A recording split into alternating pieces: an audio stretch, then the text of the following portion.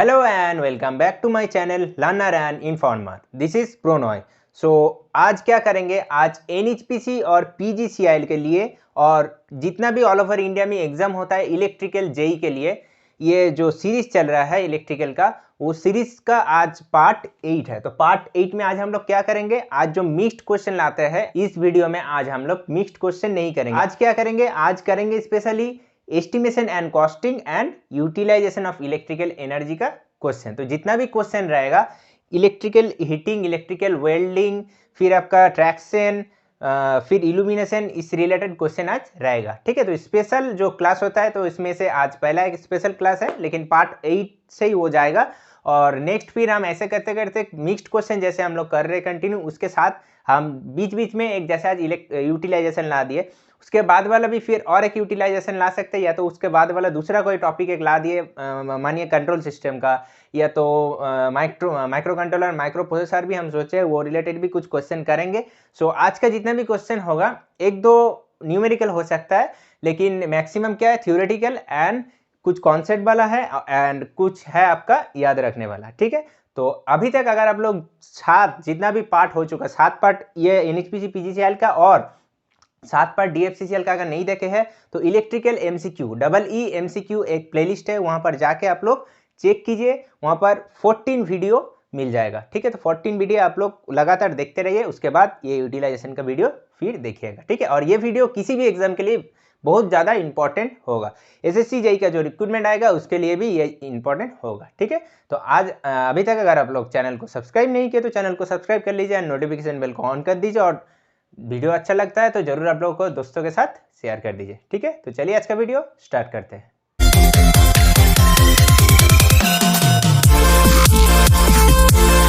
तो स्क्रीन में देखिए पहला क्वेश्चन क्या है। पहला क्वेश्चन है the power factor of a spot welding machine is expected to be around.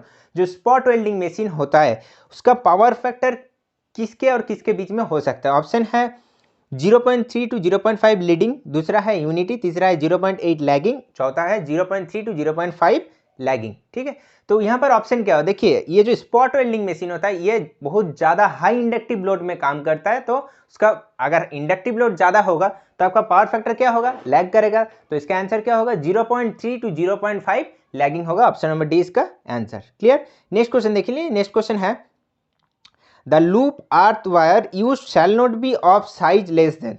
जो लूप अर्थ वायर होता है उसका साइज किस मतलब इसमें से जितना भी ऑप्शन है इसमें से कौन सा मतलब एक मिनिमम साइज है, वो मिनिमम साइज से कम होगा तो प्रॉब्लम होगा, तो कम नहीं होना चाहिए। कौन सा आंसर होगा, आंसर है आपका 8 SWG, 10 SWG, 20 SWG and 14 SWG और half of the size of the sub circuit wire Q, या तो ऐसे बोल सकते हैं आप लोग size of the sub circuit conductor. ठीक है, तो यहाँ पर ऑप्शन क्या होगा, ऑप्शन नंबर डी 14 SWG इसका आंसर होगा, या तो 2.9 मिलीमीटर इसका। तो 14 SWG क्या है, SWG का फुल फॉर्म है स्टैंडर्ड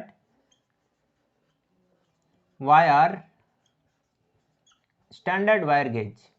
क्लियर, यह है आपका फुल फॉर्म ऑफ SWG। ठीक है, ये क्वेश्चन आता है एसएससी जेईई में भी बहुत बार ये क्वेश्चन आ चुका है। नेक्स्ट क्वेश्चन देख लीजिए। नेक्स्ट क्वेश्चन है in an electric heater the metal case is connected to.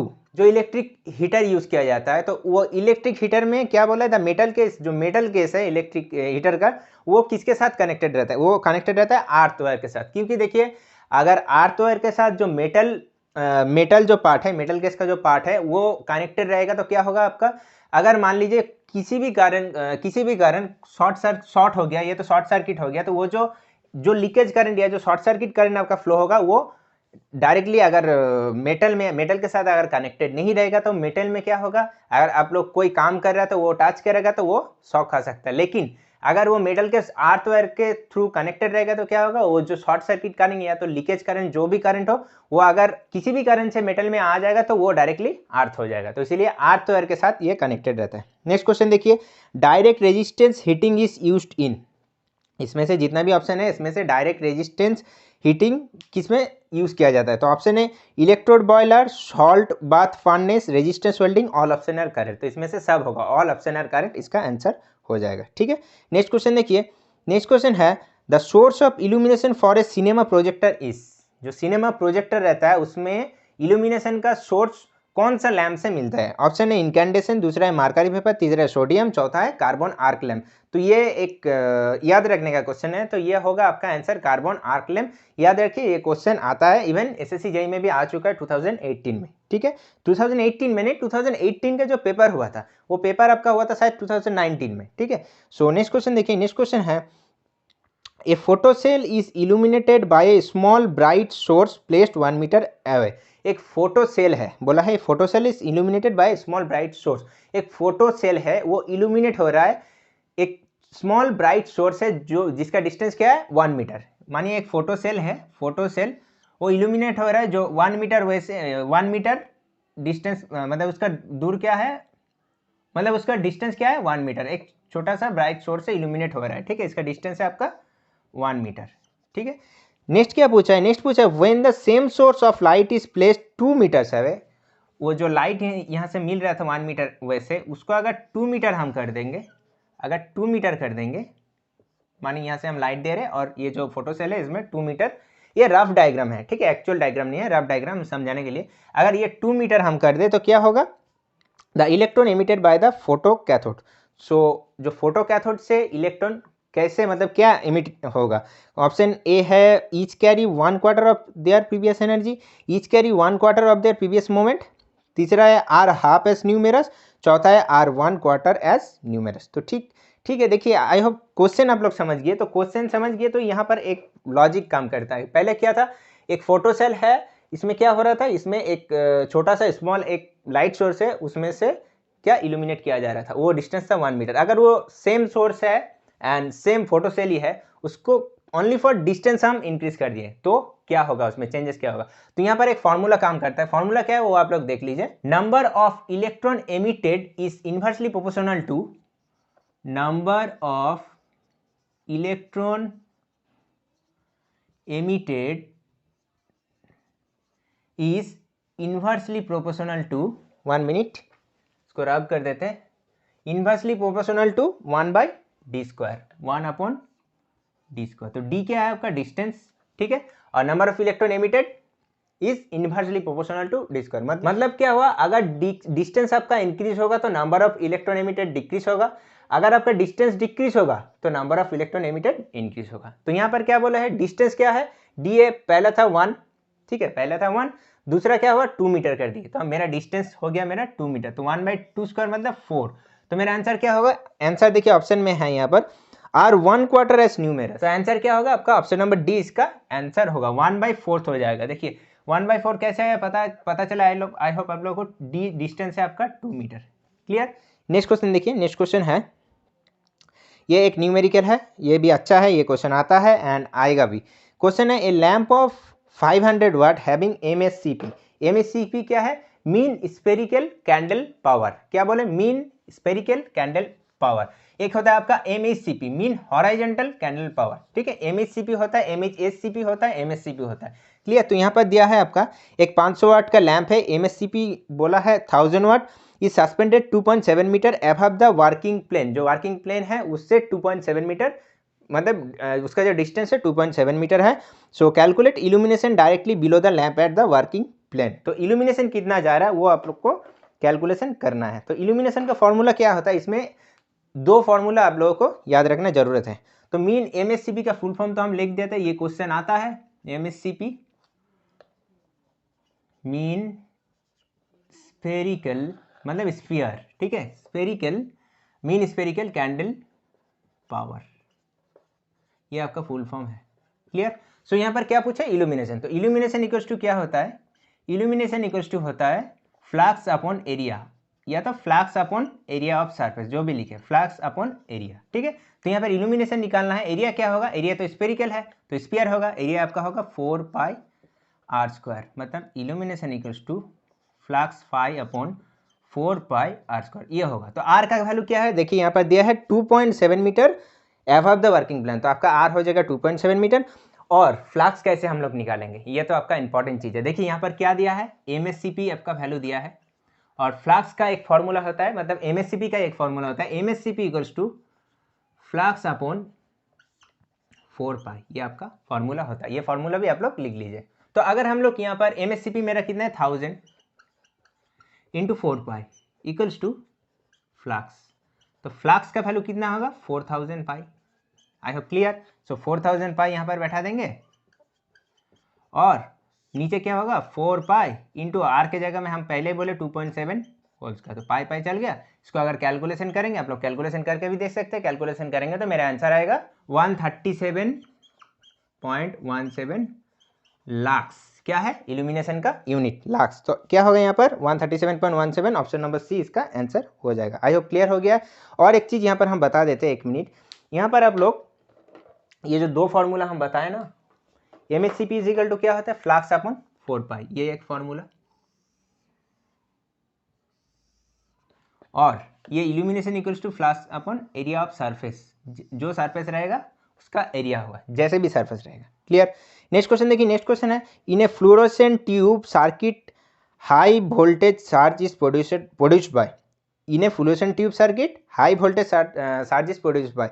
Fluorescent जो ट्यूब, जैसे मेरा सामने एक जल रहा है फ्लोरोसेंट ट्यूब, तो फ्लोरोसेंट ट्यूब में जो एक चोक लगा रहता है वो किस लिए यूज़ किया जाता है। नॉर्मली ये उल्टा पूछा है, यहाँ पर पूछा है जो हाई वोल्टेज चार्ज के लिए क्या यूज़ करते हैं, और हम बोले चोक जो लगा हुआ रहता है या तो बैलेंस जो लगा हुआ रहता है वो किस लिए यूज़ किया जाता है। तो सेम आंसर होगा, हाई वोल्टेज चार्ज प्रोड्यूस करने के लिए हम लोग यूज़ करते हैं चोक, और चोक किस लिए लगा हुआ रहता है हाई वोल्टेज चार्ज को प्रोड्यूस करने के लिए। अगर चोक नहीं लगा रहेगा, वो हाई इंडक्टिव लोड होता है, अगर क्या करता है वो जो फ्लोरोसेंट ट्यूब रहता है, ट्यूब के अंदर जो आयोनाइज्ड मतलब गैस रहता है, उस गैस को आयोनाइज्ड करने के लिए क्या जरूरत है हाई वोल्टेज, तो इसीलिए हम लोग यूज करते क्या चोक। अभी तो इलेक्ट्रॉनिक्स आ गया, इवन एलईडी आ गया, एलईडी ट्यूब भी आ गया, उसका फंक्शन अलग है। ये पुराना जो फ्लोरोसेंट ट्यूब है इसका भी फंक्शन अलग है। क्लियर।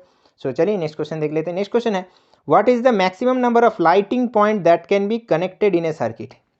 मतलब एक सर्किट में सबसे ज़्यादा मैक्सिमम कितना पॉइंट हम कनेक्ट कर सकते हैं, ये आप लोग याद रख लीजिए। ये आप कनेक्ट कर सकते हैं 10 पॉइंट कनेक्टेड कर सकते हैं। ठीक है, ये है ऑप्शन नंबर बी इसका आंसर। क्लियर। नेक्स्ट क्वेश्चन देख लीजिए। नेक्स्ट क्वेश्चन है replacement of wiring is not easy in which type of wiring. मतलब कौन सा वायरिंग में रिप्लेसमेंट करना इजी नहीं है। ठीक है, तो यहाँ पर ऑप्शन क्या है conduit system, lead sheet, concealed wiring और क्लिट सिस्टम। तो यहाँ पर सबसे टफ होता है, मतलब रिप्लेसमेंट करना सबसे डिफिकल्ट होता है कंसील्ड वायरिंग में। ऑप्शन नंबर सी होगा। कंसील्ड वायरिंग जो मतलब जो वाल, जैसे वाल रहता है, वाल में क्या करता है, वाल में जैसे ड्रिल करके अंदर में घुसाया जाता है पाइप। ठीक है, और बाहर से जिसको हम लोग नॉर्मली अगर सुनेंगे तो आप लोग अंडरग्राउंड वायरिंग भी कहा जाता है, उसको कंसील्ड वायरिंग कहा जाता है। ठीक है, और कॉन्ड्यूट जो होता है पाइप, और केसिंग केपिंग जो होता है वो देखिए, केसिंग केपिंग जो वायरिंग होता है वो ऐसे होता है आपका फ्लैट जैसा, ऐसे आपका केसिंग केपिंग वायरिंग होता है। ठीक है, मतलब जो रेक्टेंगल के जैसा होता है। और कंडुइट क्या होता है पाइप, जो बाहर से पाइप लगाया जाता है। और कंसील जो होता है अंदर में। ठीक है, अंदर में अगर पाइप रहेगा, मानिए बीच में कहीं पर भी फॉल्ट हो गया, तो वहाँ पर फॉल्ट मतलब डिटेक्ट करने के लिए बहुत ज़्यादा ही प्रॉब्लम होता है। जंक्शन बॉक्स रहता है, उसमें खोल के अगर फॉल्ट नहीं मिला, अगर बीच में रहा, तो आपका जो घर तो अच्छा से बना हुआ है, फिर इसको क्या करने पड़ेगा, काटने पड़ेगा। मतलब उसका जो प्लास्टर पेस्ट रहेगा या प्लास्टर रहेगा, जो भी रहेगा, कलर है, सब कुछ खराब होता है। तो इसीलिए कंसील्ड वायरिंग कुछ दिन पहले मतलब अच्छा चलता था, लेकिन अभी फिलहाल ज़्यादा ही चलता है केसिंग केपिंग। और जो ये वायरिंग है, ये वायरिंग आप मतलब शो के लिए कर सकते हैं, देखने अच्छा लगता है, ओनली फॉर बोर्ड खाली दिखाई देगा आपको, जो वायर कुछ नहीं दिखाई देगा, यही बस है। लेकिन लेकिन अगर प्रॉब्लम रहा तो मतलब अगर कहीं पर भी प्रॉब्लम रहा, शॉर्ट हुआ, कुछ भी हुआ, तो वो फिर रिप्लेस करने के लिए बहुत ज़्यादा प्रॉब्लम होता है। और क्लीट वायरिंग क्या है, जब जो आपका फैक्ट्री में किया जाता है, बहुत ज़्यादा ईजी है। मतलब ऐसे वुड रहता है, वुड का ऊपर ही ऐसे आपका ऐसे क्लिप रहेगा, फिर उसके ऊपर वायर ऐसे चल जाएगा, फिर इसको क्लिप से ऐसे प्रेस कर देते वायर, फिर अगर कुछ प्रॉब्लम हो तो फिर इस क्लिप को ऐसे खोल सकते हैं, नॉर्मली ऐसा है। और जो केसिंग कैपिंग है, केसिंग कैपिंग को भी ऐसे खींच के आप लोग खोल सकते हैं। तो ये सबसे ईजी एंड अच्छा है, ये देखने में भी सबसे मतलब ऑन एन एवरेज अगर बोले तो बेस्ट यही वायरिंग है। ठीक है, सो नेक्स्ट क्वेश्चन देख लीजिए। Diesel electric traction has comparatively limited overload capacity. जो डीजल इलेक्ट्रिक ट्रैक्शन होता है, मतलब अभी तो फिलहाल इंडियन रेलवे में मैक्सिमम जगह में क्या करते रहे, इलेक्ट्रिक ट्रैक्शन करते रहे, मतलब इलेक्ट्रिक इंजन से ही चलता है। डीजल इंजन कभी कहीं कहीं जगह में चलता है। और जो कोंकण रेलवे है, मुंबई उधर कोंकण रेलवे है, वहाँ पर तो डीजल इंजन अभी चलता है, लेकिन वो भी इन फ्यूचर इलेक्ट्रिक हो जाएगा। तो डीजल इंजन में क्या प्रॉब्लम होता है, यहाँ पर diesel electric traction has comparatively limited overload, मतलब वो जो ओवरलोड है वो लिमिटेड है, मतलब इसका ओवरलोड बहुत ज़्यादा कम है। इसका रीज़न क्या है होता है, diesel engine is constant output prime mover output. तो डीजल इंजन का क्या होता है, जो आउटपुट प्राइम मूवर का आउटपुट रहता है वो कांस्टेंट रहता है, इसीलिए यह मेनली प्रॉब्लम होता है। नेक्स्ट क्वेश्चन देखिए, battery operated trucks are used. जो बैटरी ऑपरेटेड ट्रक्स कहाँ पर यूज़ किया जाता है? ऑप्शन है इन पावर स्टेशन, दूसरा ऑप्शन है for local delivery of goods in large towns with maximum daily run up to 50 to 60 kilometre, तीसरा है नैरो गेज ट्रैक्शन, चौथा है फॉर मेन लाइन सर्विस। तो बैटरी ऑपरेटेड ट्रक यूज किया जाता है for local delivery of goods in large town with maximum daily run up to 50 to 60 kilometre. Option number B इसका answer हो जाएगा। Clear? Next question देख लीजिए। Next question है the weight of a locomotive is 120 ton. Locomotive electric जो locomotive होता है या तो डीजल, कोई भी लोकोमोटिव का एक वेट दिया है आपका 120 ton. If the axle load आपको दिया है not to exceed 20 ton, axle load 20 ton से ज़्यादा नहीं जाएगा, तो the number of axle required. तो एक्सेल हमको कितना ज़रूरत है, अगर एक्सेल निकालना है तो सबसे इजी फॉर्मूला है यहाँ पर। फॉर्मूला क्या है आप लोग देख लीजिए एक बार, 1 मिनट। फॉर्मूला होता है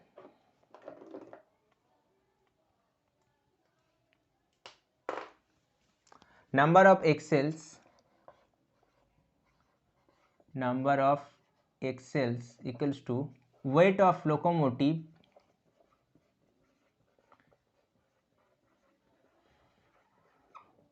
डिवाइडेड बाय एक्सेल लोड।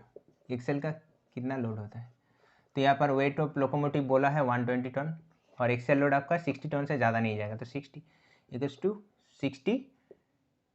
60 नहीं है यहाँ पर, आपका वैल्यू कितना है देख लेते हैं। वैल्यू है आपका 20 टन, सॉरी यह है आपका 20 टन, यह है 20 टन। ठीक है, तो 20 से अगर 120 को डिवाइड करेंगे तो मेरा आंसर कितना आएगा 6। तो नंबर ऑफ एक्सेल कितना ज़रूरत है, 6 ज़रूरत है। तो ऑप्शन क्या होगा, ऑप्शन नंबर डी इसका आंसर हो जाएगा। नेक्स्ट क्वेश्चन देखिए। नेक्स्ट क्वेश्चन है during resistance welding heat produce at the joint is proportional to.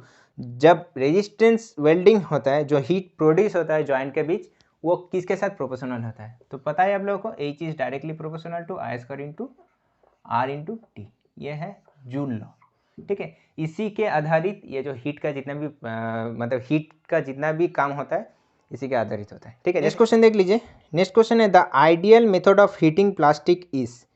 So plastic को हीट करने के लिए आइडियल मेथड कौन सा है इसमें से? तो इसका आंसर होगा डाइलेक्ट्रिक हीटिंग।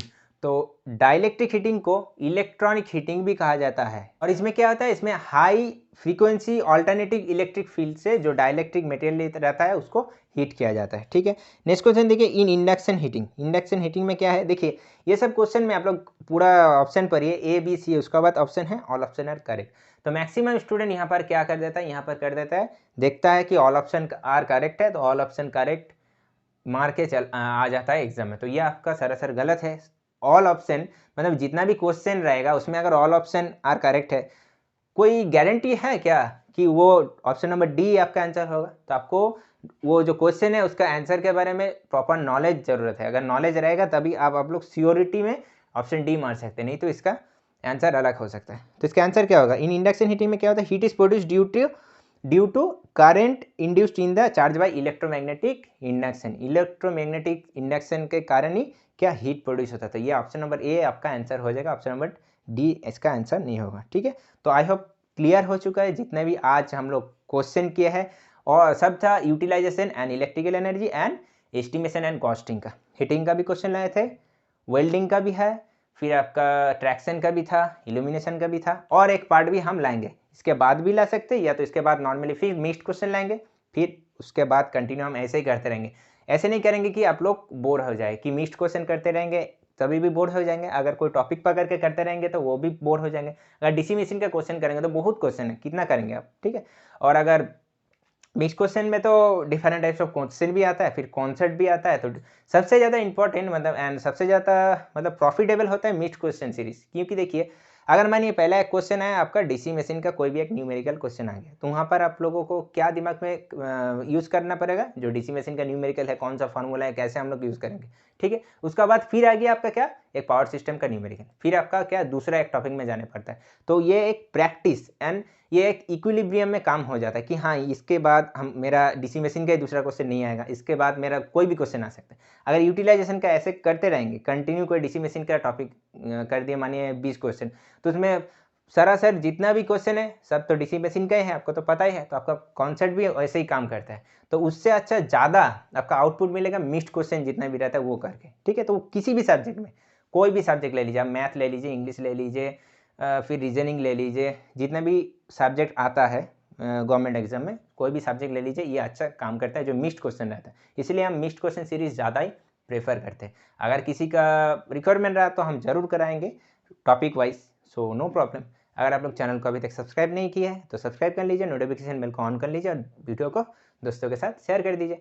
और ये वीडियो को अच्छा लगा तो ज़रूर एक लाइक दीजिएगा, लाइक वेरी वेरी इंपॉर्टेंट है, तो प्लीज़ आप लोग लाइक दीजिए। और मैक्सिमम स्टूडेंट देखते हैं कि वीडियो देख के चला जाता है, तो ज़रूर आप लोग चैनल को सब्सक्राइब कर लीजिए। इन फ्यूचर बहुत अच्छा चीज़ भी मिलेगा, और प्रीवियस जितना भी वीडियो डाले हैं वो भी आप लोग एक बार जाके भी चेक कर सकते हैं। अभी जो भी कंटिन्यू कर रहे हो वो भी आप लोग जाके चेक कर सकते हैं। कोई भी रिक्वायरमेंट रहा, हम तो बार बार बोलते हैं, आप लोग कमेंट बॉक्स में कमेंट कीजिएगा, ठीक है। तो कमेंट करिए, या तो मेरा इंस्टाग्राम आईडी फॉलो कर लीजिए लर्न विद प्रोनॉय, वो उसमें जाके फॉलो कर सकते हैं। उसका बाद मेरे साथ कोई प्रॉब्लम रहा तो कुछ बात भी कर सकते हैं आप लोग, कोई प्रॉब्लम नहीं, ठीक है। सो अगर वीडियो को तो अच्छा लगा तो ज़रूर आप लोग शेयर कर दीजिएगा, ठीक है। तो दूसरा जो एक चैनल है लर्न विद प्रोनॉय, वो भी जाके आप लोग सब्सक्राइब कर लीजिए, एक बार चेक कर लीजिए, डिस्क्रिप्शन बॉक्स में लिंक मिल जाएगा, ठीक है।